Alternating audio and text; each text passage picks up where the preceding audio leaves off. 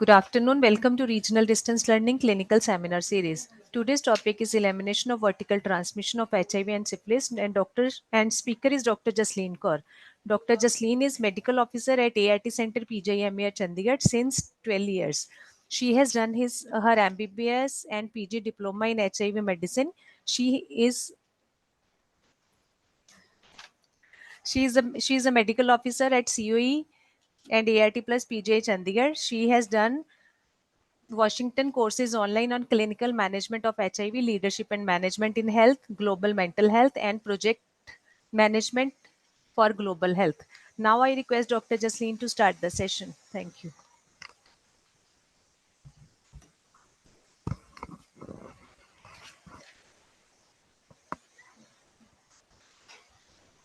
Hello, good afternoon everyone, नमस्कार। आज का हमारा सेशन जो है वो रीजनल लैंग्वेज में होने वाला है। तो will discuss about the topic elimination of vertical transmission of HIV and syphilis. तो हमारे ऑब्जेक्टिव्स क्या हैं जो हमें पता होने चाहिए कि इस प्रोग्राम टॉपिक के अंदर क्या है। ये एक 4 pronged स्ट्रेटजी है for elimination of vertical transmission, management of pregnant women living with HIV and ARV prophylaxis. जो लेडी एचआईवी हो गई है और वो प्रेग्नेंट भी है, उसको एआरवी प्रोफिलैक्सिस क्या क्या मिलना है, उसके बच्चे को आगे क्या क्या दवाइयाँ मिलनी है, कैसे कैसे उसका आगे वर्कअप करना है, उसके बारे में डिस्कस किया जाएगा। और उसके साथ साथ management of syphilis, infected pregnant woman and exposed infant. तो अभी जो नियर 4 प्रॉन्ग्स हैं एनएसीपी 5 के अंदर, तो प्रॉन्ग 1 है primary prevention of HIV specially among women of child bearing age. अब प्राइमरी प्रिवेंशन वो है जो इन्फेक्शन आने से पहले की गई हो। तो ये यहाँ पे जो वुमन है वो अभी एचआईवी इन्फेक्टेड नहीं है, तो उसकी प्राइमरी प्रिवेंशन करनी है, उसको एजुकेशन देनी है ताकि आगे उसको ये बीमारी ना आ सके। और प्रॉन्ग 2 में है कि preventing unintended pregnancies among women living with HIV. जो लेडी है जिसको एचआईवी आ गया है, उसको आगे अनइंटेंडेड जो वो ना चाही प्रेगनेंसी जो है उसको कैसे रोक सके।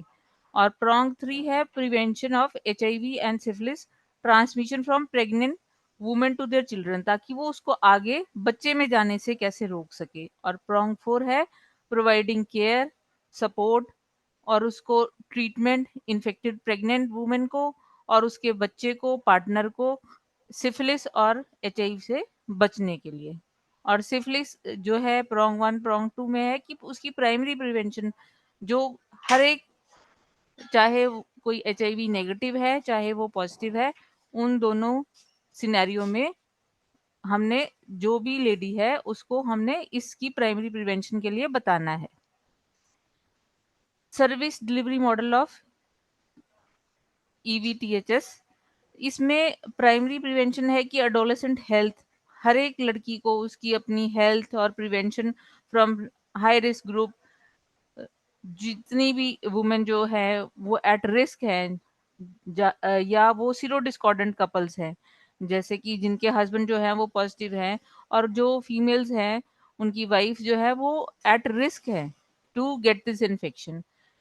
कम्युनिकेशन उनके साथ हमने कम्युनिकेट करना है, उनको कम्युनिटी में एंगेज करना है, उनके फैमिली मेंबर्स को, ताकि आगे ये इन्फेक्शन ना फैले।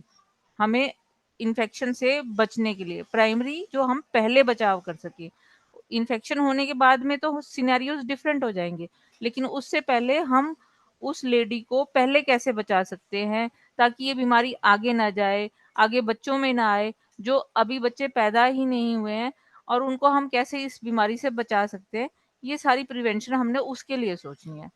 और आगे family planning and pre conception care for HIV positive women, counselling, हमने फैमिली प्लानिंग, हर फैमिली में लोग फैमिली प्लान करते हैं कि 1 बच्चा, 2 बच्चा, जैसे भी उन्होंने अपनी फैमिली प्लानिंग करनी है, तो अनचाही प्रेगनेंसी ना हो उनके अंदर, उसके लिए फैमिली प्लानिंग मेथड्स भी उनको बताने ज़रूरी हैं। उनको कॉन्ट्रासेप्टिव्स के लिए भी बताना ज़रूरी है, मेथड्स बताने ज़रूरी हैं, और जो अवेलेबल कॉन्ट्रासेप्टिव हैं, उन चीज़ों के बारे में भी बताना है। और साथ के साथ उनको ये भी बताना है कि ये कॉन्ट्रासेप्टिव मेथड्स खाली बच्चे के बचाव के लिए ही आपने नहीं यूज़ करने, ताकि वो आगे इन्फेक्शन ना हो एक दूसरे का। अगर हस्बैंड उसका दवाई नहीं खा रहा, तो उसके अंदर वायरस जो है ज़्यादा है, तो भी उसके अंदर ट्रांसमिशन हो सकता है उस वायरस का। उन चीज़ों की रोकथाम के लिए भी उसको कॉन्ट्रासेप्शन बताने ज़रूरी है, कि ये मेथड्स हैं, आप ये चीज़ों के प्लान कर सकते हैं। और स्क्रीनिंग और management of HIV syphilis among pregnant and breast feeding women, spouse and partner and family. तो हमने एचआईवी और एसटीआई स्क्रीनिंग जो एंटीनेटल हेल्थ चेकअप के दौरान हर एक गवर्नमेंट फैसिलिटी में होती हैं, और वो करवानी ही करवानी है, जो भी एएनसी में आती हैं। जो लोग भी सुन रहे हैं वो लोग ध्यान से सुनिए, क्योंकि ये हमने जो अभी बच्चा पैदा नहीं हुआ, उस बच्चे के बचाव के लिए, ताकि वो बिल्कुल हेल्दी बच्चा पैदा हो, उसको बीमारी ना हो आने वाले। हम लोग हर चीज़ पहले प्लान करते हैं कि जो अच्छे के लिए, तो जो बच्चा हो वो अच्छा हो, उसके लिए हमने काउंसलिंग करनी है मदर्स की। एएनसी में जो भी स्टाफ है वो ट्रेन्ड है, ताकि वो उस जो भी मदर आई है उसको स्क्रीन करे। और हर एक हेल्थ सेटअप में कोशिश करा करो कि अपने आसपास जितने भी लोग हों, उनको बताओ कि हेल्थ केयर फैसिलिटीज अवेलेबल है, और उसमें जाके उनका लाभ उठाएं। तो referral of reactive cases to the confirmatory and treatment facilities, जैसे ही पता चलता है कि ये रिएक्टिव आया है, एचआईवी रिएक्टिव है, तो एआरटी सेंटर में आएगा। अगर मदर एचआईवी के साथ सिफिलिस है, तो भी एआरटी सेंटर में ही आएगी। लेकिन अगर वो सिफिलिस है, तो उसको वहां पे उन्होंने जो सेंटर है, वहां पे उनको ट्रीट करने के लिए, नेगेटिव के लिए वहां पे गायनी में उनके पास भेजना है। वायरल लोड टेस्टिंग, उसकी जो एचआईवी पॉजिटिव पेशेंट है, जो मदर है जिसके प्रेग्नेंट है, उसका वायरल लोड टेस्टिंग होना बहुत जरूरी है। और उसकी सिफिलिस का ट्रीटमेंट भी साथ के साथ होना बहुत जरूरी है। और management of HIV syphilis expose infant and child, अगर ये इन्फेक्शन बच्चे में भी चला गया, तो उसका आगे हमने मैनेजमेंट कैसे करना है, उस चीज के ऊपर भी हमने ध्यान देना है। और जो बच्चा पैदा होगा, अगर उसके अंदर ये आता है कि सिफिलिस भी आया है, तो पीडियाट्रिशियन के पास उसका आगे का फॉलोअप भी कराना है। Primary prevention includes mix of commodity services like differential HIV testing, STI screening, और नॉन कमोडिटी में क्या हो सकता है, काउंसलिंग हो सकती है, रिस्क रिडक्शन के लिए बात हो सकती है, रेफरल सर्विसेज हो सकती हैं, जो जो एट रिस्क है। कस्टमाइज मटेरियल है हमारे पास। जो भी प्रेग्नेंट फीमेल हो, पहले तो वो अगर एचआईवी पॉजिटिव है, उसको बहुत बहुत सारी शंकाएं होंगी उसके दिमाग में कि उसको ये बीमारी आ गई है। और कोई नहीं चाहता कि उसका बच्चा किसी भी रूप में, ना ही एचआईवी और ना ही कोई और बीमारी उसको बच्चे में आए। उस चीज से बचने के लिए वो हर हर पॉसिबल कोशिश करता है। तो अगर उस मदर की अच्छे से काउंसलिंग हो, उसको बताया जाए, वो हर कोशिश करेगी ताकि बच्चे में ये बीमारी ना आए। वो उसको आप समझाओगे कि ये दवाई खानी है, तो वो ज़रूर दवाई खाएगी। आपने कस्टमाइज़ मटेरियल जैसे पैम्फलेट्स और पोस्टर्स और ऑडियो विजुअल कंटेंट जो होते हैं, सोशल मीडिया पोस्ट होती है, एचआईवी और सिफिलिस के लेके हर जगह-जगह पे लगे रहते हैं, हॉस्पिटल्स में, बसेस के बाहर। और इन चीज़ों को ध्यान से उनको बोलना है कि आप पढ़ो, awareness campaign, teacher training, conduct training sessions for school teachers. उनको बताइए, समझाइए कि ये बीमारियों की रोकथाम हो सकती है। यूथ को एंगेज करना, adolescent education programmes, red ribbon clubs, adolescent health services, उनके बारे में उनको रेफरल, कि अगर बच्चों में ऐसी कोई प्रवृत्ति है कि उनको हेल्थ एजुकेशन की ज़रूरत है, तो उनको रेफरल सेंटर्स, उनके पास उनको भेजिए, ताकि वो वहाँ पे जाके अपनी आगे की सेफर सेक्स लाइफ के लिए वहाँ पे वो अपनी एजुकेशन ले सकें और अपनी काउंसलिंग करा सकें, और उन बीमारियों से बचने के लिए वो क्या-क्या तरीके अपना सकते हैं, कॉन्डोम्स ले सकते हैं, जो प्रोग्राम में फ्री मिलते हैं, उनके बारे में, उन चीज़ों की जानकारी होनी चाहिए उनको। वुमेन की हेल्थ के लिए उसको गायनेकोलॉजिकल केयर की ज़रूरत है कि स्त्री रोग संबंधी जहाँ-जहाँ पे भी ये सब चीज़ों की, उन चीज़ों को बताना ज़रूरी है। न्यूट्रिशनल काउंसलिंग हमारे यहाँ पे तो वैसी न्यूट्रिशन की इतनी समझाने की ज़रूरत है कि जो माँ है उसने अपने लिए तो खाना ही खाना है, बच्चे के लिए भी खाना है। अपने आप कम खाती है, बच्चे के अंदर अच्छे से जाता नहीं है आहार, तो उसकी हेल्थ केयर के लिए माँ को भी बताना बहुत ज़रूरी है।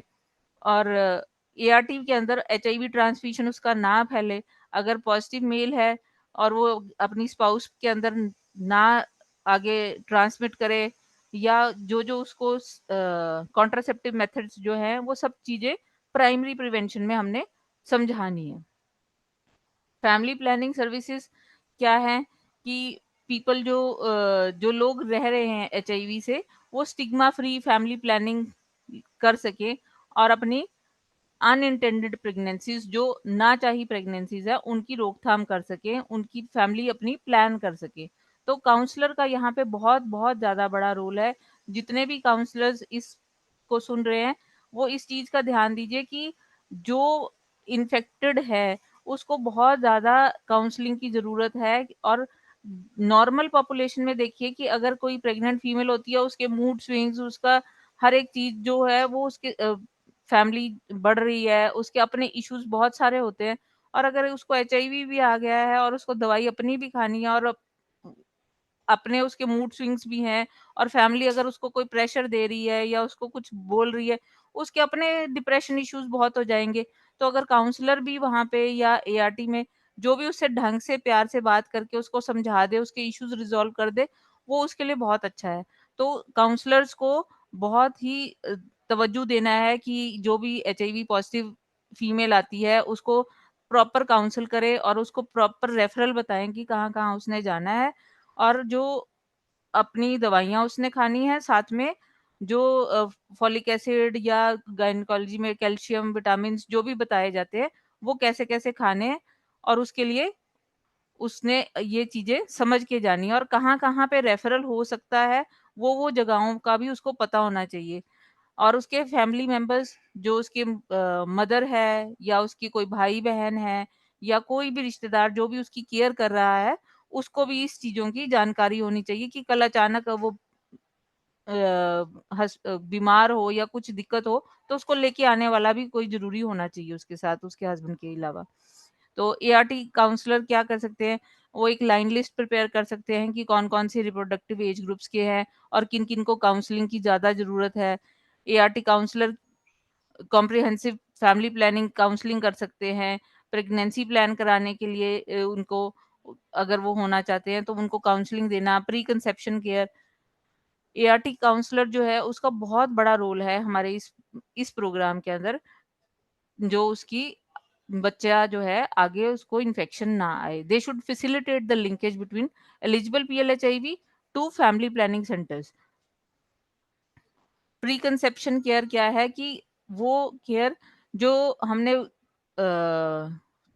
प्रेग्नेंट फीमेल को, जो लेडी जिसको प्रेगनेंसी प्लान करनी है और या उसका कोई नेगेटिव पार्टनर है, उसके लिए दो काउंसलर एआरटीसी में एड इन द फॉलोइंग, वो असिस्ट कर सकता है कपल्स को, बोथ पार्टनर्स जो है इन्फेक्टेड है या उनको डिस्कॉर्डेंट है या उनको जो बच्चा चाहिए, उसकी इन्फॉर्म्ड डिसीजंस। पहले तो जो जिसने बच्चा पैदा करना है उनका अपना डिसीजन होना चाहिए कि वो किसी बच्चे को इस दुनिया में लाना चाहते हैं या नहीं।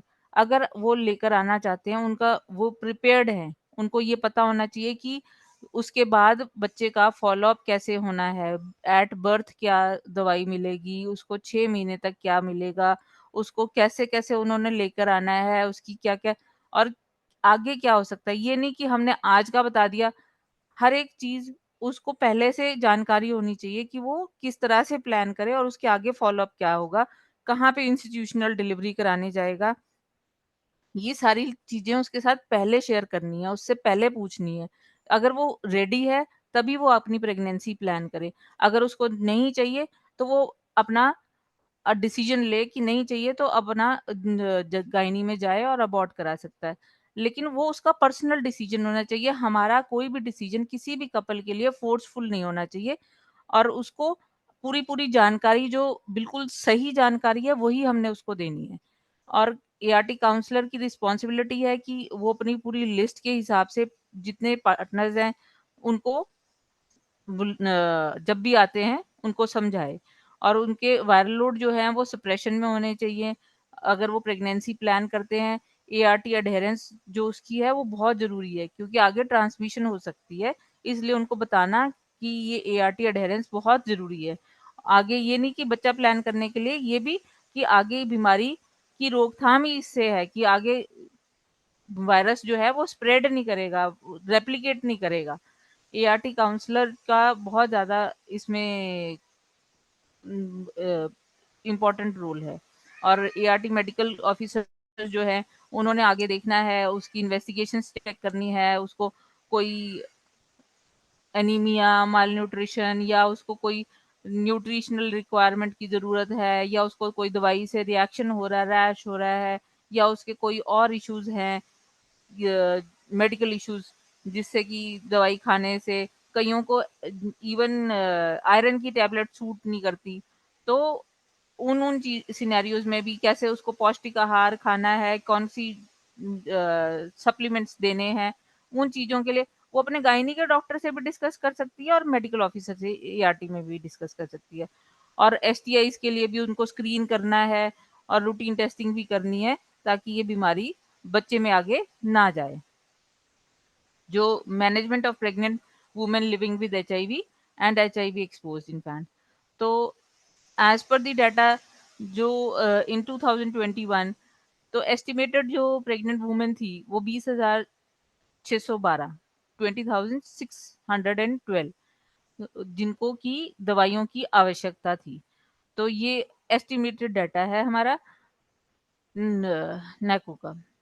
और अभी जो रिस्क है एचआईवी ट्रांसमिशन का from mother to child, with और विदाउट इंटरवेंशन, अगर हम इंटरवीन करते हैं तब, और अगर हम नहीं करते हैं, अगर कोई प्रेग्नेंट फीमेल वो एआरटी की दवाई नहीं खाती और ब्रेस्ट फीडिंग भी नहीं करती, तो उसको बच्चे को रिस्क ऑफ ट्रांसमिशन कितना है, 30 to 45%। आप ये फर्स्ट सिनेरियो देखो कि अगर उसने कुछ भी नहीं किया, कुछ दवाई नहीं खाई और ब्रेस्ट फीड कराती गई, तो ऑलमोस्ट 50-50 चांसेस हो गया उसको, बच्चे को इन्फेक्शन आने का। 45% तक तो है ये डाटा। अब यही माँ, अगर हमने काउंसिल करके, हमने एंटीनेटल चेकअप में हमें पता चल गया, जितने भी हमारे आउटरीच वर्कर्स हैं, जो भी एएनएम है, जो भी स्टाफ नर्स हैं, जो जहाँ पे भी काम करते हैं, अगर उन्होंने देखा कि कोई एचआईवी पॉजिटिव आई है, तो उसको वो काउंसिल करके एआरटी में लिंक कराएं, उसकी ट्रिपल एआरवी थेरेपी शुरू कराएं। और अगर वो दवाई खाती है माँ, तो आप लास्ट सेकंड कॉलम में देखिए, अगर वो तीनों टीएलडी अपनी पूरी खा रही है अच्छे से, तो उसका रिस्क ऑफ ट्रांसमिशन जो है वो 2% रह जाता है, खाली 2%। जहां हम 50% की बात कर रहे थे कि कोई दवाई नहीं खाई और ब्रेस्ट फीड कराती थी, और एक दवाई खाई खाली और ब्रेस्ट फीड भी कराया, तो भी रिस्क जो है वो 2% पे रह गया खाली। तो 98% वो बच्चा सेफ हो सकता है। तो हमें कोशिश करनी है कि उस माँ को बच्चे को बचाने के लिए, कि उसको अंदर बीमारी ना जाए, तो उस सिनेरियो के लिए जहाँ पे पता चले उस लेडी को, उस लड़की को जो प्रेग्नेंट है, उसको आप एआरटी सेंटर से लिंक कराएं, और उसकी दवाई जल्द से जल्द शुरू कराएं। चाहे वो at the time of labour ही आए, लेकिन उसको जरूर से जरूर आप दवाई शुरू कराओ। तो अगर हम बाकी के सिनेरियोज अलग-अलग हैं कि अगर उसने दवाई नहीं खाई और ना ही दूध पिलाया, तो 20 to 25% चांसेस हैं। अगर short course with 1 ARV breast feeding करा, 15 to 25%। Short course with 1 ARV no breast feeding, 5 to 15%। और short course with 2 ARV breast feeding 5%। और अगर सबसे लास्ट कॉलम अगर हम देखें कि 3 एआरवीज जो उसने खाई विद नो ब्रेस्ट फीडिंग, तो चांस जो है वो 1% है। तो 2 और 1% का ही 1% का यहाँ पे भी फ़र्क रह जाता है कि, लेकिन हमने सबको ये एडवाइस करना है कि वो ब्रेस्ट फीडिंग कराएँ। हमने ये नहीं कराना कि 1%, अगर वो हैंडल ही नहीं कर सकते, अगर वो बच्चे को ब्रेस्ट फीडिंग के अलावा जितने भी टॉप फीड के मेथड्स हैं, अगर वो उनको पिला ही नहीं सकते बच्चे को, वो सप्लीमेंट्स दे ही नहीं सकते या उसकी अच्छे से केयर नहीं कर सकते, ये ना हो कि कटोरी चम्मच से अच्छे से साफ ना हो, उसको इन्फेक्शन कर दें, या कोई जो बॉटल है उसके निपल्स खराब हैं और वो उसको साफ नहीं कर पाते, ऐसे से बार बार बच्चा इन्फेक्टेड होने से तो अच्छा है कि वो अपना ब्रेस्ट फीडिंग ही माँ करा ले, रादर देन कि वो नो ब्रेस्ट फीडिंग ना लेने की ऑप्शन लेने से। Prevention of vertical transmission, mother to child transmission is the main cause of HIV infection. यही एक मेन कारण है बच्चे को एचआईवी इन्फेक्शन मिलने का। दूसरे अलग कारण ये है कि वो लेबर या डिलीवरी के दौरान भी उसको इन्फेक्शन मिल सकता है बच्चे को, या ब्रेस्ट फीडिंग के दौरान भी मिल सकता है। मेन जो है वो माँ से बच्चे को आता है। Major factor that increases the risk of mother to child is the number of HIV virus in the mother's blood. तो जितना मदर का वायरल लोड ज्यादा होगा, तो बच्चे में इन्फेक्शन आना के चांसेस ज्यादा होंगे। ART to HIV positive mother and ARV prophylaxis to their baby reduces the risk of HIV transmission। ये सबसे इम्पोर्टेंट बात है। अगर माँ ने अच्छे से दवाई खाई और बच्चे को अच्छे से दवाई पिलाई, तो HIV ट्रांसमिशन जो है वो बिल्कुल रिस्क जो है कम हो जाता है। मैटरनल ऑब्स्टिकल और इन्फेंट फैक्टर्स, तो ये 3 फैक्टर्स हो सकते हैं जिनकी वजह से एचआईवी का ट्रांसमिशन जो है वो ज़्यादा हो जाए। मैटरनल फैक्टर्स में क्या हो सकता है कि कोई अभी रिसेंट ही मदर को पता चला है कि उसको एचआईवी है, पहले से उसे इस चीज़ की जानकारी नहीं थी और उसका वायरल लोड जो है वो ज़्यादा है, एडवांस डिजीज़ है उसको, या उसके रेजिस्टेंट स्ट्रेन्स हैं, उसका वायरल लोड जो है वो ज़्यादा है, एडवांस क्लिनिकल स्टेज है उसको, और बहुत सारी बीमारियां साथ में हैं, क्लिनिकल स्टेज जो है वो आग 1 नहीं है, और कंकरेंट उसको सेक्सुअल ट्रांसमिटेड इन्फेक्शंस हैं, बार-बार हो रहे हैं, वायरल इन्फेक्शन हो रहा है या बैक्टीरियल इन्फेक्शन हो रहा है, और उसको कोई प्लेसेंटल इन्फेक्शन माँ से बच्चे को बच्चा जो माँ है वो बच्चे में इन्फेक्शन दे सकती है। प्लेसेंटल अगर उसको कोई इन्फेक्शन होगा, माँ माल न्यूट्रिश्ड है, माँ ने खाना ही नहीं अच्छे से ढंग से खाया, कोई न्यूट्रिशन लिया ही नहीं, कंडीशन ऑफ ब्रेस्ट, और अगर उसके ब्रेस्ट में कोई सोर है, निपल है, जो है वो उनमें कट्स हैं, एब्सेस बना हुआ है या सूज गए हैं, उन कंडीशंस में भी जब बच्चा फीड लेगा तो और कट्स लग जाएँगे और बच्चे में इन्फेक्शन जाने के चांसेस जो हैं वो बढ़ जाएँगे।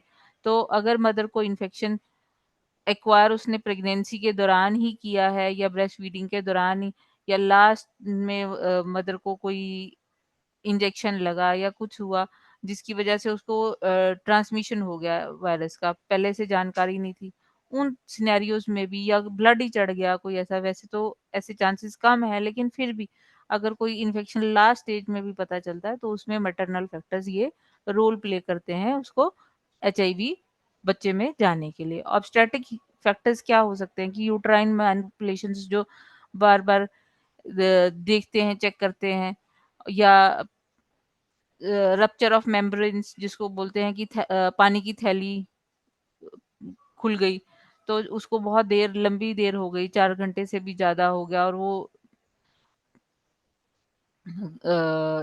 कोई इंट्रापार्टम हेमरेज हो गया उसके, कोई ऐसी, या डिलीवरी टेक्निक्स में एपिस्टमी जो जिसको कहते हैं कि वो चीरा लगाते हैं, तो वो कोई ऐसा लगा दिया, या फोर्सेप्स से डिलीवरी कर ली, या वैक्यूम कप्स जो लगाते हैं, मेटल कप लगाया कोई फीटल मॉनिटरिंग के दौरान, ये ऑब्स्ट्रेक्टिकल फैक्टर्स हैं जिसके दौरान कि इन्फेक्शन जाने के चांसेस बढ़ जाते हैं बच्चे में। और इन्फेंट फैक्टर्स क्या हो सकते हैं कि जो नवजात के फैक्टर्स, कि इमेच्योर इम्यून सिस्टम है बच्चे में, इतनी ताकत ही नहीं है कि वो अपना अच्छा से इम्यून सिस्टम बना पाया हो, और पहले ही 9 महीने से पहले ही बच्चा प्री टर्म पहले ही पैदा हो गया, लो बर्थ वेट पैदा बच्चा हुआ जिसका वज़न जो है 2.5 किलो से कम है, और पहला बच्चा first infant of multiple births. तो इमैच्योर गैस्ट्रोइंटेस जीआई ट्रैक्ट जो है वो अच्छे से बना नहीं है, और मुँह में अगर उसके सोर्स हैं, कोई जैसे व्हाइट-व्हाइट आ जाता है, कैंडिडा जैसे इन्फेक्शन या कुछ छाले हैं, और उसका बच्चे का जीआई ट्रैक्ट जो है उसमें कोई इन्फेक्शन है, सूजन है, और अगर जो बच्चे को देख रहा है वो मिक्स फीडिंग करा रहा है, ब्रेस्ट मिल्क के साथ-साथ और भी कुछ टॉप सप्लीमेंट्स देते जा रहे हैं, क्योंकि बच्चे को अभी इतना आदत नहीं है, मदर से निकलते सार ये अलग-अलग तरह के कॉम्बिनेशन पिलाएँगे तो बच्चे को इन्फेक्शन होने के ज़्यादा चांसेस बढ़ जाते हैं। ART work and elimination of vertical transmission. अब एआरटी करती क्या है, ये मैटरनल वायरल लोड उसको कम कर देती है। जो माता में वायरस है, जो बच्चे की माँ है, उसके अंदर ये वायरस का रिडक्शन कर देती है, और फीटस के अंदर क्योंकि वो अ, माँ के रास्ते उसको जो एआरवी ड्रग्स उसके जा रही है, उससे उसके जो वायरॉन्स है वो उसको अंदर लोडिंग डोज़ में चला गया, तो उसके अंदर अगर कोई वायरस है तो वो रेप्लिकेट नहीं कर पाएँगे, और improving the overall health of the mother. इससे एआरटी खाने से उसकी माँ की जो है अच्छी हेल्थ रहेगी, और वो रिस्क जो है ट्रांसमिशन का बच्चे पे हमेशा कम रहेगा। जैसे कि हमने पहले डिस्कस किया कि अगर वो ट्रिपल एआरवी ड्रग लेती है तो 2% ही चांस है उसके बच्चे को इन्फेक्शन होने का। तो रिड्यूस हो गया ना उसका ट्रांसमिशन। तो mothers need to be repeatedly counselled. उनको बार-बार हर विज़िट जब भी आपके पास आएँ, उसके रिश्तेदार आए या उसका हस्बैंड आए, उनको सबको बार-बार समझाएँ कि इससे वायरल लोड सप्रेस होगा, बच्चे में ट्रांसमिशन कम होगा। प्रेगनेंसी के दौरान इसको पूरी दवाई अच्छे से खानी है, ये नहीं प्रेगनेंसी के दौरान, बाद में भी खानी है, अपनी सेहत के लिए भी खानी है ताकि बच्चे को अच्छे से सँभाल सके, और आगे बच्चे में बीमारी नहीं जाएगी। और सेफर सेक्स प्रैक्टिसेस के बारे में भी बताना है। ये नहीं कि आगे उसको नहीं समझाना, उसको आगे के लिए भी समझाना है। और एआरवी फॉर प्रेग्नेंट वुमेन जैसे कि हम सब लोग जानते ही हैं वो कि टीएलडी, हम सब HIV 1, HIV 2, HIV 1 and 2 both infection सब में हम टीएलडी ही देते हैं, और चाहे उसको कोई और को इन्फेक्शन हो या टीबी हो या हेपेटाइटिस हो, तो भी हमने उसको टीएलडी ही देना है, या चाहे कोई लेडी जैसे बहुत पहले, अब तो नहीं देते, सिंगल डोज नेविरापिन भी जिसको पहले कभी मिली हो, उसको भी हमने टीएलडी ही देना है। Viral suppression during late pregnancy. Pregnancy अगर उसकी 32 टू 36 वीक्स के टाइम पे ये बहुत ज़रूरी है कि उस हर एक जो प्रेग्नेंट एचआईवी लेडी है, उसका वायरल सप्रेशन हो जाना चाहिए, और उसका हमने 32 टू 36 वीक्स के बीच-बीच में एचआईवी वायरल लोड टेस्टिंग करानी है। जितने भी, चाहे कोई विहान वर्कर है, चाहे कोई एएनएम है, कोई सोशल वर्कर है, चाहे एएनएम गायनी की है, चाहे हमारे काउंसलर्स हैं, उन सब ने इंश्योर करना है कि जो प्रेग्नेंट फीमेल है वो 32 टू 36 वीक्स के बीच-बीच हर बार उसको समझा देना है कि उसने अपना वायरल लोड टेस्ट कराना ही कराना है। रूटीन वायरल लोड टेस्टिंग जैसी चल रही है, साल-साल की चल रही है, वो चलती रहेगी। लेकिन हमने उसका इस पीरियड के दौरान वायरल लोड करना ही करना है, क्योंकि इस वायरल लोड की रिपोर्ट से आगे के बच्चे के जो प्रोफाइलैक्टिक ट्रीटमेंट है, उसके ऊपर बहुत सारा फ़र्क पड़ सकता है। इसलिए हमने ये इंश्योर करना है कि वो 32 टू 36 के बीच में आके अपना टेस्ट ज़रूर कराएँ। और importance of sustaining viral load suppression during late pregnancy, emphasize the following key points. Optimal health of mother. तो वायरल सप्रेशन होने से उसकी मदर की ओवरऑल हेल्थ का बारे में भी पता चलेगा, उसका कोई और एचआईवी रिलेटेड कॉम्प्लिकेशन है या नहीं है उसकी प्रेगनेंसी के या उसके बाद की। और ये अगर लो वायरल लोड आएगा तो वो शो करेगा कि बच्चे के अंदर ये इन्फेक्शन नहीं जा रहा ना, और आगे अगर वो ब्रेस्ट फीडिंग भी कराती है तो भी उस वो एक लो रिस्क बच्चा होगा। Intervention during labour and delivery, हमने ये कोशिश करनी है कि जो मदर है, जो वुमन हमारे पास प्रेग्नेंट आ रही है, वो इंस्टीट्यूशनल डिलीवरी ही कराए, वो कहीं और जाके ना डिलीवरी कराए। अभी हमारी जो भारत सरकार है, वो जितनी भी योजनाएं चल रही हैं, प्रधानमंत्री सुरक्षित मातृत्व अभियान जैसे चल रहा है, उसमें maternal and child health care की गाइडलाइंस हैं। उसके लिए हमने हर एक जो जो भी प्रेग्नेंट फीमेल, चाहे हमें अपने एआरटी सेंटर में पता चलता है तो हमने तो एचआईवी मदर को बोलना ही है कि उसने इंस्टीट्यूशनल डिलीवरी करानी है। बाकी भी नॉर्मल लोगों को भी बताना चाहिए, क्योंकि सेफ डिलीवरी होती है। तो वो जाके इंस्टीट्यूशनल डिलीवरीज कराएं और बच्चे को इन्फेक्शन नहीं होगा। तो उस में हमने जब वो जाती है तो अननेसेसरी ट्रॉमा ना हो, उसके वहाँ पे ये हमने देखना है। उसको नॉन इन्वेसिव फीटल मॉनिटरिंग ना करी जाए, उसकी स्कैल्प के ऊपर बच्चे के कोई इलेक्ट्रोड, फीटल ब्लड, और कोई इन्वेसिव प्रोसीजर्स ना हो, विजाइनल एग्जामिनेशंस ना हो, आर्टिफिशियल रप्चर ना किया जाए मेम्ब्रेन्स का, रूटीन एपिस्टमी जो कट लगता है वो भी छोटा कट जैसे रूटीन का और पेरिनियम को सपोर्ट देता हुआ, ये नहीं कि उसको ब्लीड कर जाए बहुत ज़्यादा। और मिनिमम यूज़ ऑफ फोर्सेप्स और वैक्यूम, जो इंस्टीट्यूशन में बहुत कम यूज़ किया जाता है ऐसा। और स्टैंडर्ड वर्क प्रिकॉशंस जो हैं डिलीवरी के दौरान, वो सब चीज़ें फॉलो अप करनी ज़रूरी है। और इन्फेंट्स के लिए जब उसका सिर बाहर आता है, तो उसको फटाफट से जो भी वहाँ पे मौजूद है वार्ड, इसमें ओटी में, उसने बच्चे का फेस अच्छे से साफ करना है, अच्छे साफ कपड़े से, और उस जैसे ही डिलीवर करती है, ताकि कोई भी ऐसा कण उसके मुंह के अंदर से अंदर ना जाए। और इन्फेंट को कंप्लीटली वाइप ऑफ करना है अपने टॉवल से, साफ सुथरे कपड़े से, और मदर को दे देना है।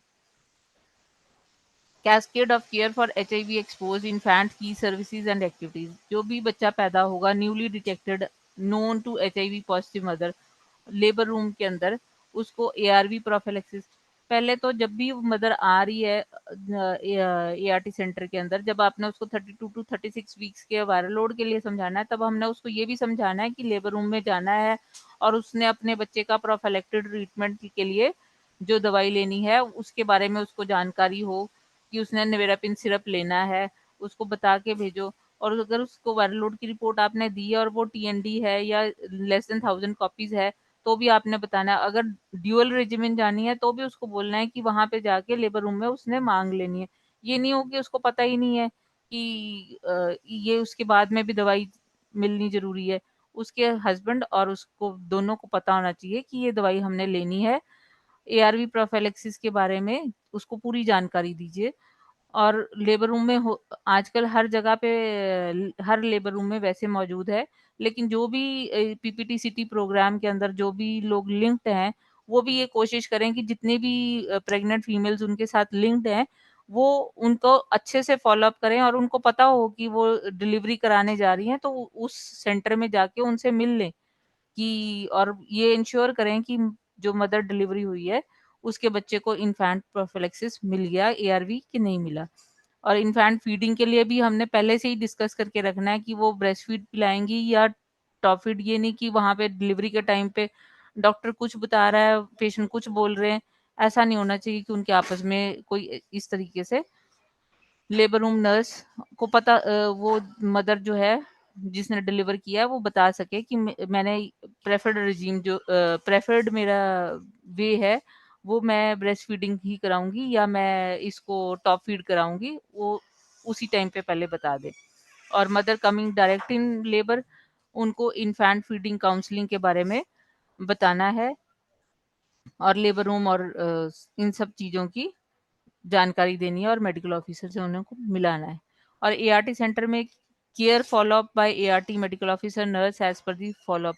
जितनी भी प्रेग्नेंट फीमेल्स हैं उनको अ, जैसे कि हम छोटे बच्चों को क्यू में नहीं रखते कि जल्दी देख लेते हैं, अर्ली उनकी एक लाइन अलग से होती है कि नॉर्मल आए हैं पेशेंट्स तो उनको अर्ली देखने के लिए सीनियर सिटीजन्स को, प्रेग्नेंट फीमेल्स को, छोटे बच्चों को, इन सब की एक क्यू अलग रहती है। तो उसी में हमने इंश्योर करना है कि ये पहले प्रेग्नेंट फीमेल को देखा जाए और उनको सारी चीज़ पहले से ही समझाई जाए, और सीपीटी इनिशिएशन जो होनी है बच्चे की, उसके बारे में पता हो कि 6 वीक्स तक उसको कोट्राइमोक्साजोल थेरेपी जानी है बच्चे को, और वो एआरवी प्रोफिलैक्सिस के बारे में भी कि मिलना है बच्चे को, उसके बारे में भी जानकारी बतानी है।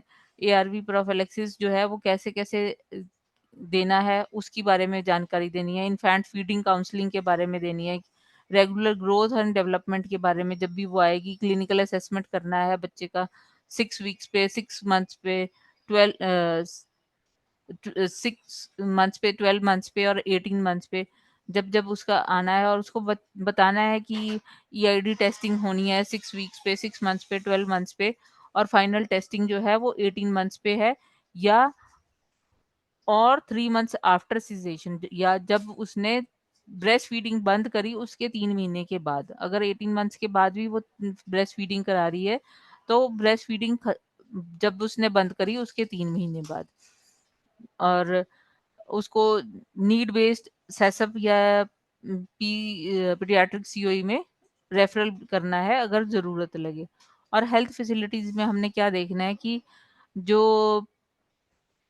रूटीन इम्यूनाइज़ेशन जो उसका है, जैसे नॉर्मल बच्चों का हम करते हैं वैसे ही उसका रूटीन इम्यूनाइज़ेशन उस बच्चे का भी होना ज़रूरी है। जो कि नेशनल इम्यूनाइज़ेशन शेड्यूल है हमारा, 6 वीक्स से शुरू हो जाता है। बीसीजी तो एट बर्थ ही लग जाता है। तो length and weight to be entered in the immunisation card, जैसे कि हमारे कार्ड बने हुए हैं उसके अंदर, उनकी वो सारी की सारी एंटर हो जाएगी, तो हमें पता चल जाएगा कि बर्थ जो उसका ग्रोथ चार्ट है वो कैसे अच्छा बढ़ रहा है कि नहीं बढ़ रहा है, उसको कोई और आवश्यकता तो नहीं है कि उसकी ग्रोथ अच्छे से ना हो रही हो। तो वही हर और हमने ये इंश्योर करना है कि जो बच्चे की विज़िट है उस और माँ की विज़िट है वो सेम-सेम हो जाए, कि ताकि उतनी ही गोलियाँ माँ लेके जाए, ताकि अगले टाइम पे जब आए तो बच्चे का भी टेस्ट करा जाए और अपनी दवाइयाँ भी ले जाए। तो ये पूरा उसी हिसाब से कैस्केड उसकी ट्रीटमेंट का, मदर की दवाइयाँ का डेट और वो सब उसी हिसाब से होना चाहिए, ताकि वो आए, इम्यूनाइज़ेशन भी कराए और अपनी दवाई भी लेके जाए। If infant child is found positive on EID और एचआईवी सिम्प्टोमेटिक, तो उसको फिर हमने एआरटी इनिशिएशन करनी है। फाइनल टेस्टिंग तो जो है वो 18 मंथ्स पे होगी होगी, जैसे कि मैंने बताया। की इंटरवेंशंस क्या है कि जैसे अभी बताया कि मदर की पिल पिकअप जो है वो बच्चे के अर्ली इन्फेंट डायग्नोसिस के साथ साथ ही होनी चाहिए। मदर की अडेरेंस अच्छी होनी चाहिए, टाइमली वायरल लोड टेस्टिंग होनी चाहिए, जैसे कि वायरल लोड नेशनल प्रोग्राम में बताया गया है। ऑप्टिमल हेल्थ मदर की प्रेगनेंसी के दौरान भी और ब्रेस्ट फीडिंग के दौरान भी अच्छा आहार ले, उसके लिए हमने उसको इंश्योर करना है। एआरवी और सीपीटी जो इनिशिएशन बच्चे की करी, और उसकी फीडिंग की काउंसलिंग, इम्यूनाइजेशन की काउंसलिंग, ग्रोथ ऑफ बेबी उसके लिए, और अर्ली इन्फेंट डायग्नोसिस, वो सब नेशनल गाइडलाइंस के हिसाब से होना चाहिए। और जो वुमेन डायरेक्टली इन लेबर आ जाती है, जिसको डीआईएल कह बोलते हैं, तो वो उसका तो वायरल लोड उसने दवाई पूरे खाई ही नहीं 9 महीने। उसको चाहे इन्फेक्शन 9वें महीने में मिला हो, चाहे फर्स्ट मंथ में मिला हो, हमें उसके बारे में कोई जानकारी नहीं है। या उसको बेड साइड काउंसलिंग की ज़रूरत है। उसको तभी पता चला ना कि जब वो लेबर रूम में आई, कि जब उसकी वहाँ पे उन्होंने किट टेस्ट किया होगा। तो उसका कंसेंट लेना है स्क्रीनिंग के लिए वहाँ पे, कि आपका ये टेस्ट होगा। वहाँ पे अगर नेगेटिव है तो उसको आगे वर्कअप की ज़रूरत नहीं है, लेकिन अगर वो पॉजिटिव है तो उसको एआरटी के सेंटर के साथ उसको लिंक कराना, उसकी दवाई शुरू करना, उसकी आगे की जो भी एआरवी प्रोफिलैक्सिस है बच्चे की, क्योंकि उसको कभी भी माँ ने दवाई खाई नहीं, तो उस बच्चे का डुअल प्रोफिलैक्सिस चलेगा। एक सिंगल प्रोफिलैक्सिस होता है जिसमें कि अगर माँ का वायरल लोड, जिसको हम 32 टू 36 वीक्स के बीच-बीच में करते हैं, अगर वो लेस देन 1000 कॉपीज़ है तो सिंगल प्रोफिलैक्सिस चलेगा, और अगर वो ज़्यादा है तो हमने डुअल प्रोफिलैक्सिस देना है, और उसको बताना है कि कैसे दवाई देनी है। ARV for the exposed infant, ARV prophylaxis जो है वो इमीडिएटली दे देना ज़रूरी है आफ्टर बर्थ। और अगर हम लेट भी हो जाते हैं तो भी विदिन 72 आवर्स हमें कोशिश करनी है कि वो बच्चे को मिल जाए हर हालत में। तो जो भी उसको एएनएम या जो भी उसको पीपीटी-सीटी वर्कर या नैको प्रोग्राम के थ्रू कोई भी हान वर्कर जो भी उस प्रेग्नेंट फीमेल को फॉलो कर रहा है कि उसका पूरा उसने चार्ट रखा हुआ है, तो वो इंश्योर करे कि वो वहाँ पे जाके उसको एआरवी प्रोफिलैक्सिस बच्चे को दे। एआरवी प्रोफिलैक्सिस जो है वो बच्चे के एचआईवी की रोकथाम के लिए बहुत ज़रूरी है। और single drug ARV prophylaxis is advised in infants with low risk of HIV transmission for 6 weeks. मतलब एक सिंगल ड्रग एआरवी प्रोफिलैक्सिस उन बच्चों को मिलेगा और जिनमें लो रिस्क है ट्रांसमिशन का, जिनकी प्रेग्नेंट मदर का वायरल लोड जो है वो कम आया था। चाहे वो फीडिंग कराए ना कराए 6 वीक्स तक उसको मिलना है। और ड्यूअल प्रोफिलैक्सिस उनको मिलेगा जिनका वायरल लोड जो था वो ज़्यादा था या वो डायरेक्टली इन लेबर आई थी या जिसकी जो दवाई जो है हमने 6 वीक से कम खिलाई। जैसे अभी उसको लास्ट ट्राइमेस्टर में पता चला माँ को और वो लास्ट ट्राइमेस्टर में ही हमारे पास आई और 6 हफ्ते से कम दवाई खाई है उसने, तो उसको भी बच्चे को हम ड्यूअल प्रोफिलैक्सिस देंगे। तो HIV assessment of infants born to HIV infected mothers and infant ARV prophylaxis options। HIV risk status low risk infants वो होंगे जो infants born to mother with suppressed viral load, जिनका viral load जो है वो suppressed है less than 1000 copies done any time after 32 weeks of pregnancy up to delivery। Delivery से पहले 32 वीक्स से स्टार्ट करके अगर उस बच्चे का वायर लोड जो है वो लेस देन 1000 कॉपीज है। और उनके लिए ऑप्शन क्या है, सिर्फ नेविरापिन है या सिर्फ जिडोवुडीन, जहाँ पे नेविरापिन नहीं दिया जा सकता। और किन किन सिनेरियोज में जिडोवुडीन दे सकते हैं हम, जो बच्चे को HIV 2 है, मदर जिसका टेस्ट HIV कंफर्म्ड HIV 2 है या HIV 1 and 2 बोथ है, या उसकी जो मदर है उसने पहले से ही सिंगल डोज नेविरापिन पहले कभी खाया था फर्स्ट डिलीवरी के दौरान, या उस बच्चे को जिसकी मदर जो है वो PI based protease inhibitor based ART regimen खाती है, कि उसको पहले कभी ट्रीटमेंट फेलियर हुआ था और उसकी अब पीआई बेस्ड रेजिम चल रही है।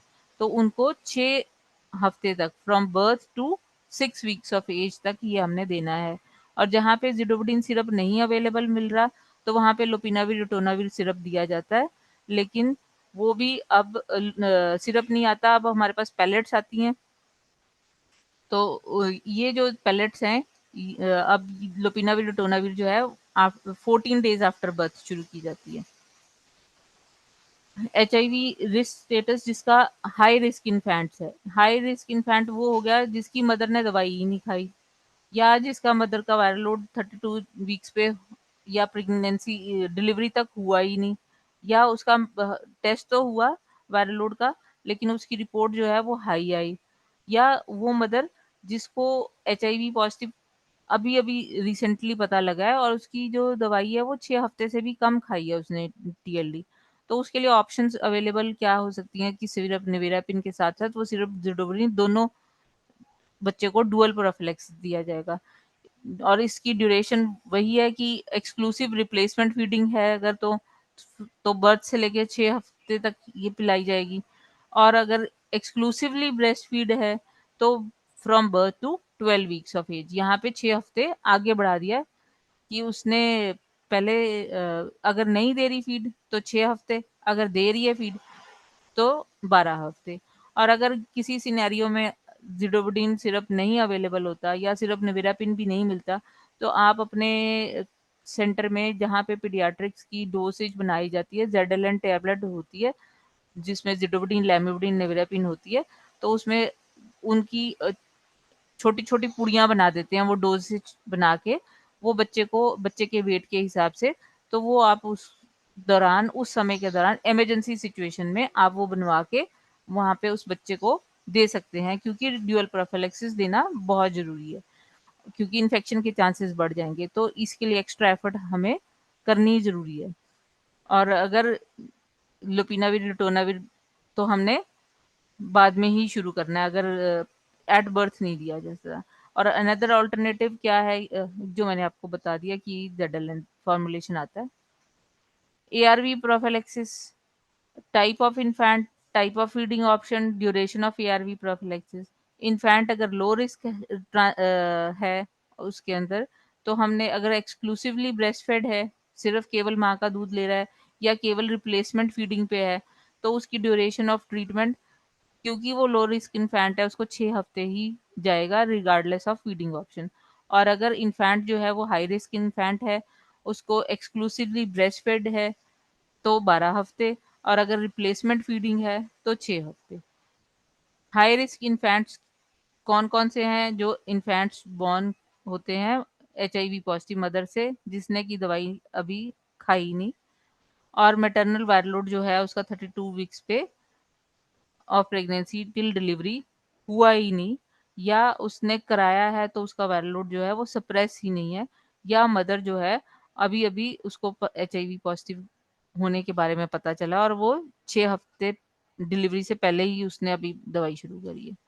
और ये डोसेज चार्ट है हमारे, जो बच्चों को निवेरापिन सिरप देना है, आप इसकी स्क्रीनशॉट भी ले सकते हो।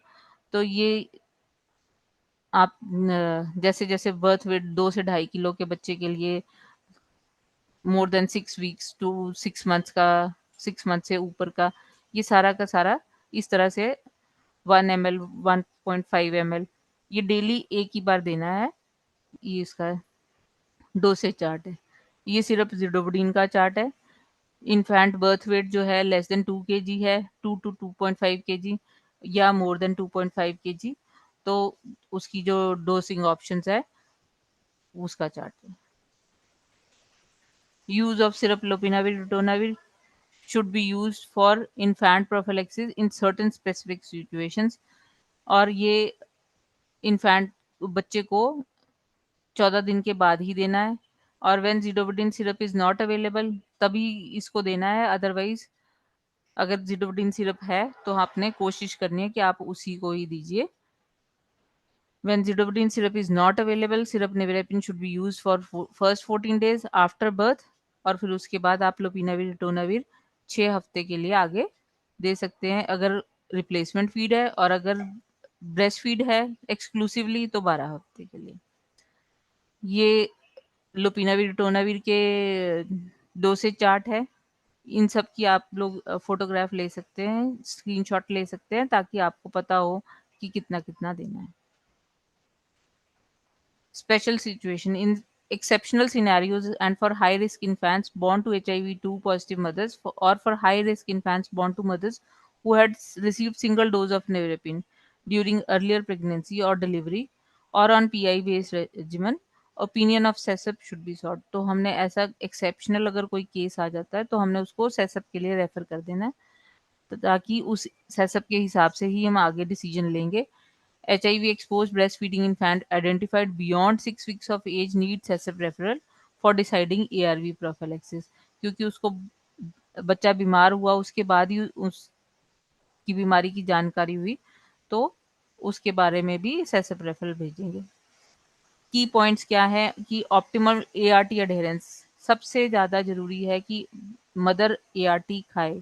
बच्चे में ट्रांसमिशन बहुत बहुत फ़र्क पड़ता है अगर माँ ने अच्छे से दवाई खाए, तो आप ये कोशिश करिए कि मदर को अच्छे से काउंसलिंग करें ताकि माँ जो है वो दवाई अच्छे से खाए, वायरल लोड जो है उसका सप्रेशन में रहे।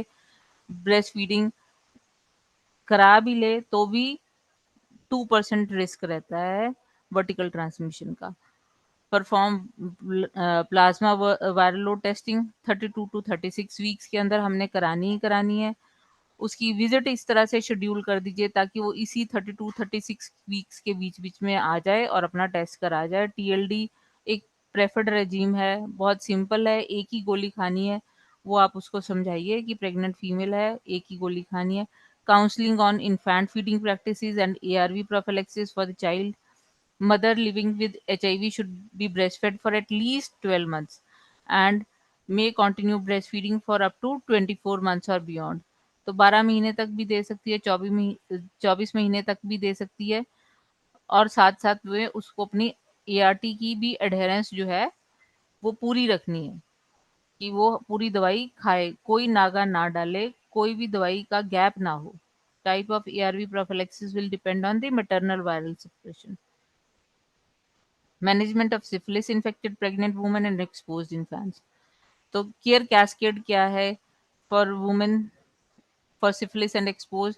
स्क्रीनिंग होना बहुत ज़रूरी है, चाहे वो प्रेग्नेंट वुमेन HIV पॉजिटिव है या नहीं है, ANC फैसिलिटी में जाएगी और वहाँ पे अपना टेस्ट कराएगी। अगर उसका टेस्ट पॉजिटिव आता है, उसका टाइटर्स ज़्यादा आते हैं, तो उसको ट्रीटमेंट क्या मिलेगा? उसको बेंजाथिन पेनिसिलिन ट्रीटमेंट फैसिलिटी से मिल जाएगा। अगर ट्रीटमेंट मॉनिटरिंग कैसे करेंगे? RPR टाइटर से करेंगे साइट्स में। और डिलीवरी के जो है उसकी इंस्टीट्यूशनल डिलीवरी होनी चाहिए और पीडियाट्रिशियन को वहाँ पे निकू में पता होना चाहिए, या SN जो नियोनेटल ICU होते हैं वहाँ पे उनको पता होना चाहिए कि ये बच्चे की मदर को ये इन्फेक्शन आया था। और उस बच्चे का केयर कैसे करना है, जो न्यूनेट है, जो इन्फैंट जो पैदा हुआ है, उसका डायग्नोसिस और मैनेजमेंट वहीं पे नियोनेटल ICU में होगा और उसका फॉलोअप जो है वो भी जनरल हेल्थ सिस्टम में पीडियाट्रिशियन के पास वहीं पे ही उसने कराना है अगर उसको एक्सपोज है। Screening and management of syphilis in pregnant women. तो जैसे कि मैंने बताया, अगर रिएक्टिव पाई जाएगी तो उसको इंजेक्शन बेंजाथिन पेनिसिलिन लगेगा 2.4 मिलियन यूनिट्स। ये सुरक्षा क्लिनिक में भी अवेलेबल होता है। तो जहाँ-जहाँ पे भी मदर है उसकी हेल्थ फैसिलिटी में भी अवेलेबल होते हैं, गवर्नमेंट हेल्थ फैसिलिटी में।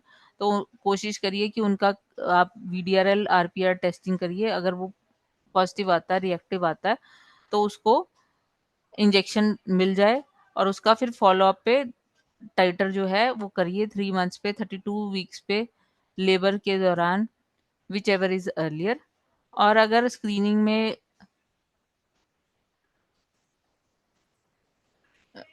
अ,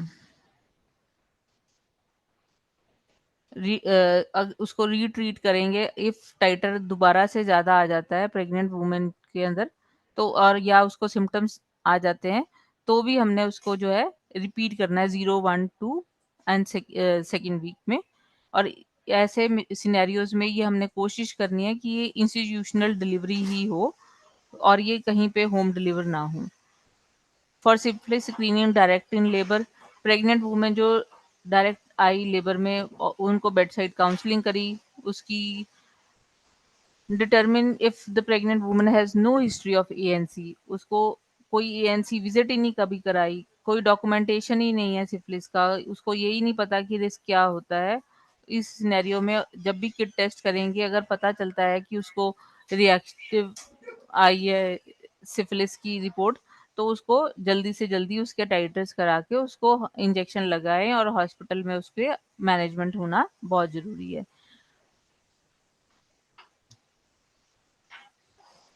pregnant women arrives in labour, अगर उसका टेस्ट किट से करा है, HIV सिफिलिस नॉन रिएक्टिव आया और अगर HIV रिएक्टिव आया तो हमने उसको ART सेंटर में भेजना है।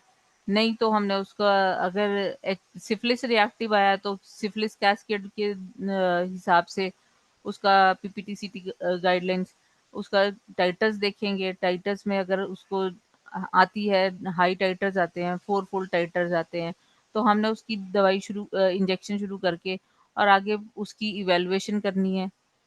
और अगर HIV सिफिलिस बोथ हैं तो ART सेंटर में भी जाएगी और सिफिलिस कैस्केड के साथ उसकी वहाँ पे भी मैनेजमेंट होगी। और ART सेंटर वाले ये इंश्योर करेंगे कि ये दोनों जगहों पे जा रही हैं और दोनों जगह का ट्रीटमेंट अच्छे से खा रही हैं। अगर अगर सिफिलिस एक्सपोज इन्फेंट है, उसकी physical assessment by the paediatrician होना ज़रूरी है। उसका बच्चे का इन्फेंट ब्लड लेके उसको RPR VDRL टेस्टिंग कराना, उसका collection of blood from mother to for same test, माँ का भी टेस्ट होना चाहिए, बच्चे का भी। और अगर बच्चा सिम्टोमेटिक है और उसके टाइटस जो है वो 4 फोल्ड से ज़्यादा है, तो उसको क्यूरेटिव ट्रीटमेंट मिलेगा। अगर इन्फैंट जो है वो एसिम्प्टोमेटिक है, उसको कोई बीमारी का लक्षण नहीं है और उसके RPR टाइटस जो है वो 4 फोल्ड से कम है, तो उस बच्चे में एप्रोप्रिएटली ट्रीटमेंट, अगर उसको कुछ लगता है कि क्यूरेटिव ट्रीटमेंट की ज़रूरत है या उसकी नहीं है तो प्रोफाइलेक्टिक ट्रीटमेंट दे सकते हैं। इन सब चीज़ों का ध्यान रखते हुए बच्चे को, एक्सपोज्ड इन्फेंट को पीडियाट्रिशियन के पास ये सारा वर्कअप कराना बहुत ज़रूरी है। Case scenarios. Case number 1, Mrs. C received triple drug ARV prophylaxis in 2012 during her first pregnancy. She was advised TLE once a day as prophylaxis and it was stopped 7 days after discontinuation of breastfeeding. Now she reports to the ART center with 2 months of pregnancy. Her latest CD4 count is 420 cells per ml. अब इसमें बताया गया है कि एक कोई patient है सी, उसको एआरवी एचआईवी की दवाई मिली थी 2012 में और उसने टीएलई खाई थी तब, और वो उसके बाद उसने बंद कर दी 7 दिन के बाद ही। जैसी ब्रेस्ट फीडिंग फर्स्ट प्रेगनेंसी के दौरान पता और जैसी ब्रेस्ट फीडिंग उसने 7 दिन के बाद बंद कर दी। Now she reports to the ART centre with 2 months of pregnancy. अब दोबारा डिलीवरी सेकेंड प्रेगनेंसी के साथ आई है और उसका अभी हमने CD4 काउंट किया जो 420 सेल्स है। तो हम उसके कौन सी दवाई देंगे?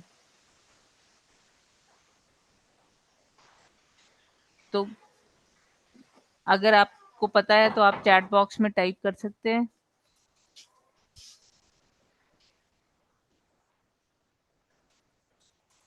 चलो इसमें हम बिल्कुल सही टीएलडी देंगे, वंस अ डे टैबलेट। और क्वेश्चन 2 है मदर्स वायर लोड टेस्ट जो है mother's viral load result done at 34 weeks of gestation was 500 copies per ml. She plans to breastfeed the baby. What infant prophylaxis should be advised and for what duration? अब उसका 34 weeks पे viral load test किया और उसकी report जो है वो 500 copies आई। तो अब उसने ब्रेस्ट फीडिंग करनी है और क्या प्रोफिलैक्सिस हम उसको एडवाइस करेंगे इन्फेंट। तो जैसे कि आपने देखा कि 32 से लेके 36 वीक्स तक हमने उसका टेस्ट करना है और वो less than 1000 copies I.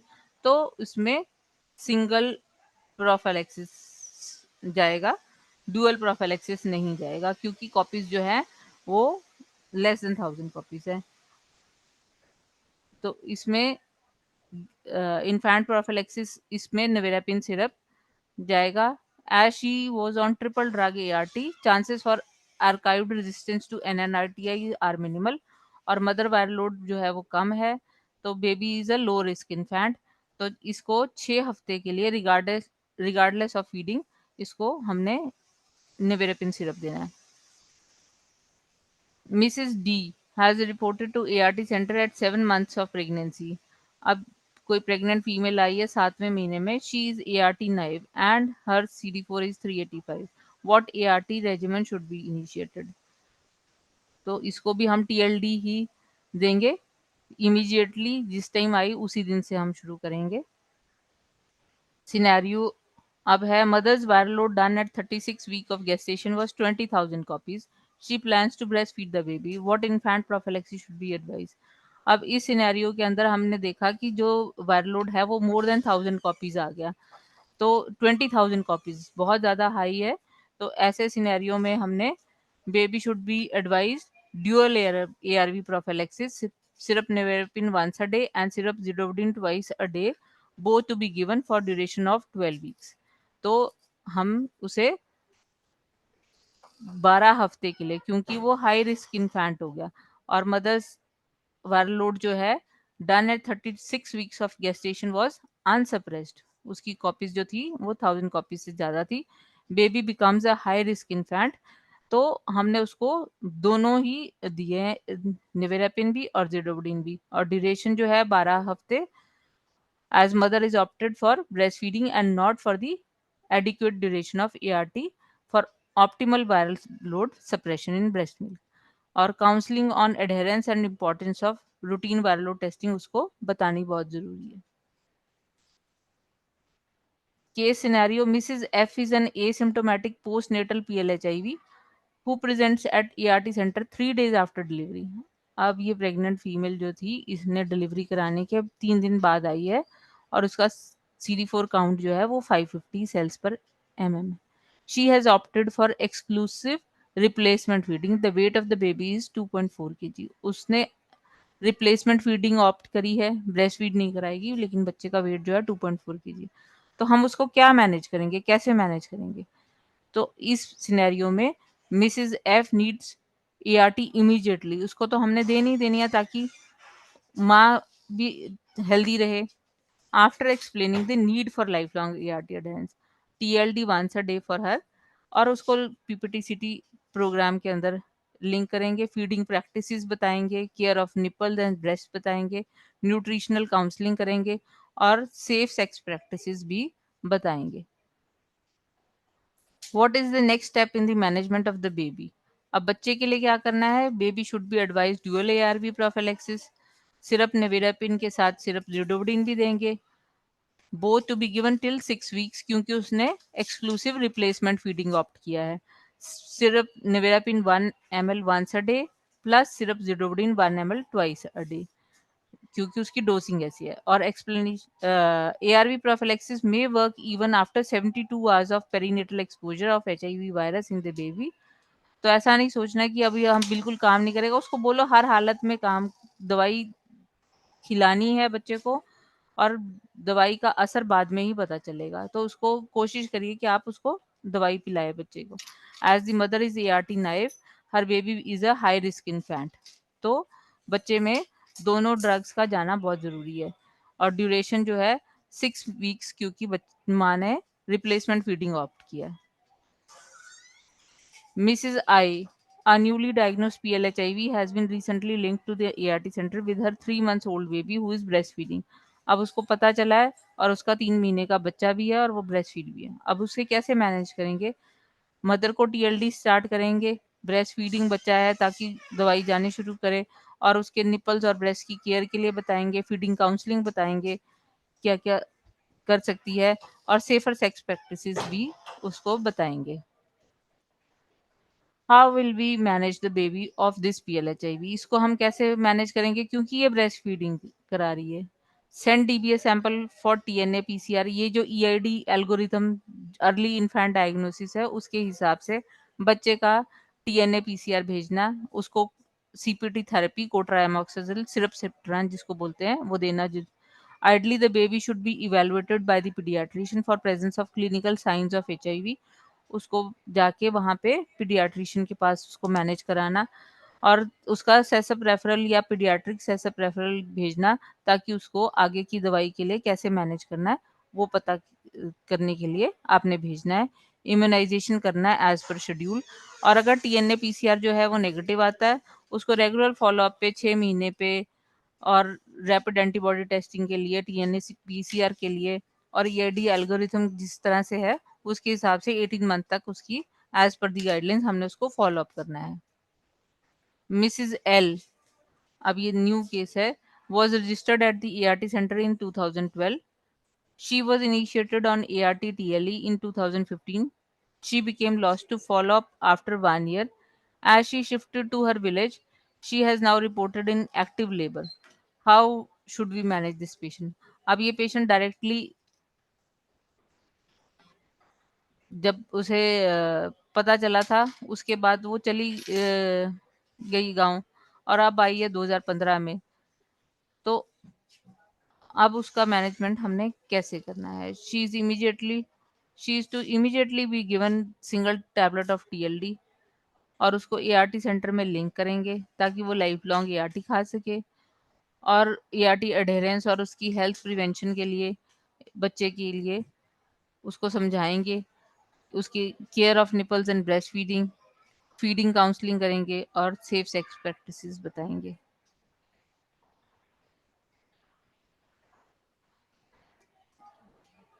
Mrs. L delivered a baby by a normal delivery with weight of 3.2 kg and has opted for breastfeeding. What is the next step in the management of baby if syrup zidovudine and syrup lopinavir rotenavir are both not available? Baby should be advise ड्यूरल prophylaxis, उसको दोनों देंगे, जिडोबिन और लोपिनाविर ritonavir. पर अब नहीं है, तो जैसे मैंने पहले आपको बताया कि जेडल फिक्स डोज कॉम्बिनेशन आती है, वेट बैंड के हिसाब से 12 हफ्ते तक हम उस बच्चे को पिलाएंगे उसको, और इसकी छोटी छोटी पुड़ियाँ बन जाती हैं, जो पीडियाट्रिशियन ये फार्मासिस्ट होते हैं वहाँ पे वो छोटे बच्चों के लिए बनाते हैं। तो वो आप अपनी डोज उसी हिसाब से बनवा के बच्चे को पिला सकते हैं। As the mother is ERT naive, her baby is a high risk infant, उसको और बच्चे को ये दोनों दवाइयाँ देनी बहुत ज़रूरी हैं। तो ड्यूरेशन जो है वो 12 हफ्ते का रहेगा, क्योंकि माँ ने एक्सक्लूसिवली ब्रेस्ट फीड कराया है और दवाई अच्छे से खाई नहीं है।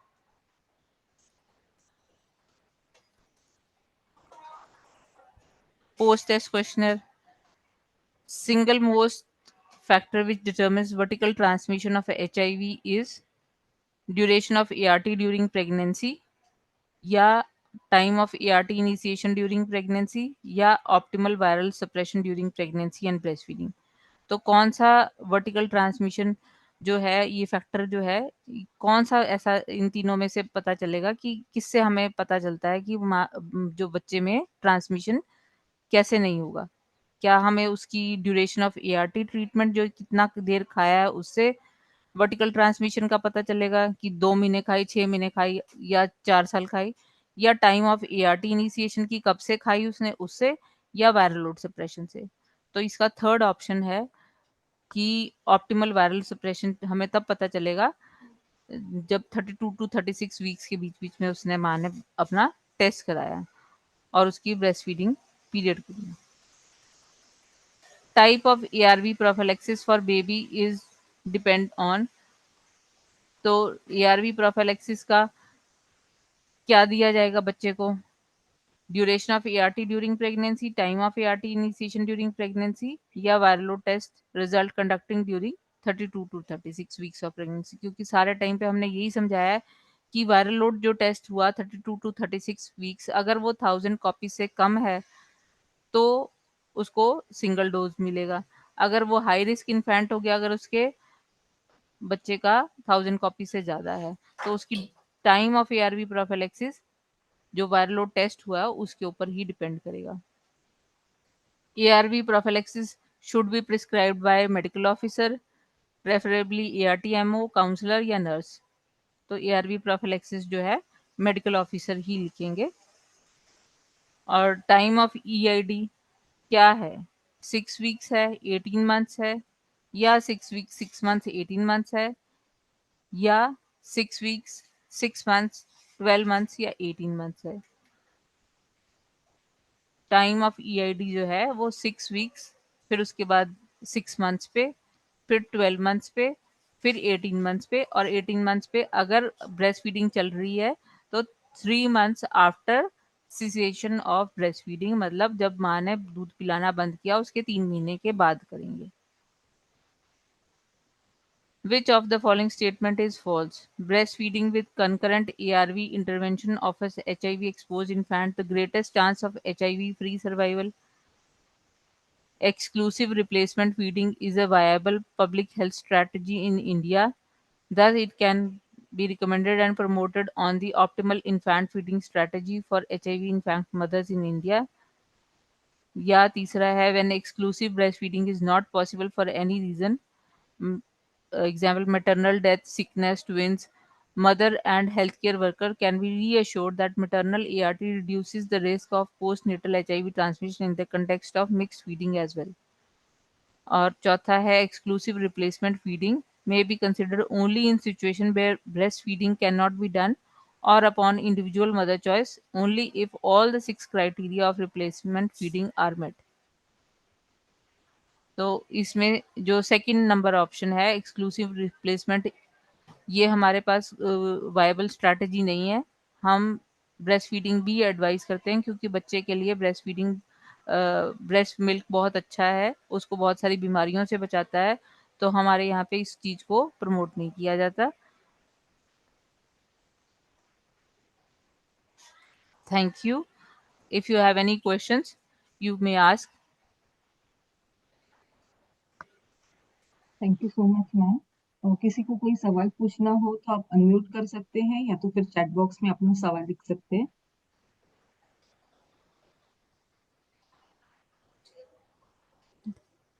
और किसी को सैसिप में से कोई एक्सपीरियंसेस शेयर करने हो रिगार्डिंग प्रेग्नेंट वुमेन और इन्फेंट्स, वो भी कर सकते हैं।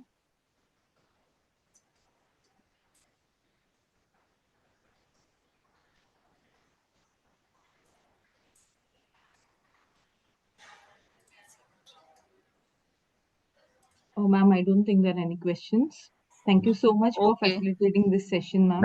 मैम मेरा एक क्वेश्चन है मैम। जी हाँ जी, हाँ जी, अगर बोलिए। जैसे जूडोबिडिन अगर बेबी के लिए अवेलेबल नहीं है, अगर मतलब मदर डायरेक्ट इन लेबर में आती है, तो ये जेडएलएन वाला जो इसका पुड़िया बना के देना है बच्चों को?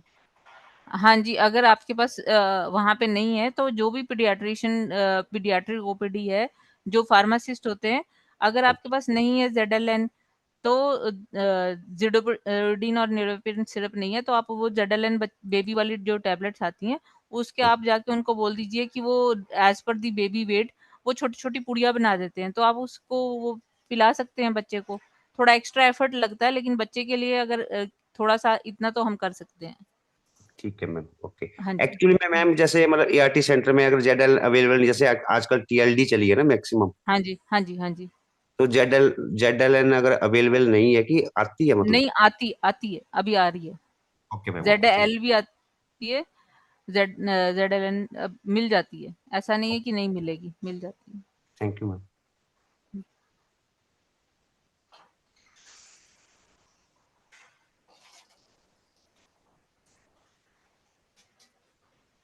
और किसी का कोई सवाल? मैम मेरे को एक क्वेश्चन पूछना था। हाँ जी। मैम अगर कोई हाई रिस्क बेबी है और उसको मतलब नवेरापिन मिल रहा हो, जिडोविडिन नहीं मिल रहा हो तो? देखिए वो सिचुएशन है ना कि अगर सिंगल ही जाना है उसको प्रोफिलैक्सिस, डुअल प्रोफिलैक्सिस नहीं जाना, तो आप फिर अगर एक नहीं मिल रहा तो दूसरा तो दे सकते हैं। अगर हाँ डुअल नहीं। देना हाँ जी। है, तो फिर उस सिनेरियो में फिर आपको 14 दिन वेट करना पड़ेगा लोपिनाविल, रिटोनाविल के लिए। नहीं, तो फिर आपको ज़ेडएलएन वाला ऑप्शन लेना पड़ेगा। Okay ma'am. और हाँ जी। अगर उनको ब्रेस्ट फीड करवा रहे हैं 12 मंथ वीक के लिए, हमें दोनों ही सिर्फ देने हैं, हाँ जी। एनबीपी भी और जिडोविडिन भी? हाँ जी, हाँ जी, हाँ जी। Thank you ma'am. Welcome ji.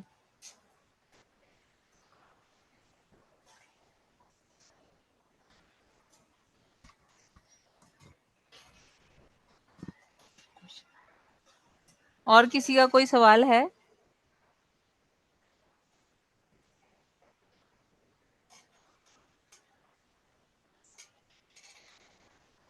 Oh, ma'am, I don't think there are any questions. Thank you so much. Thank you Thank so you so much, much for ma'am. your patience listening. Thank you Thank so you. much.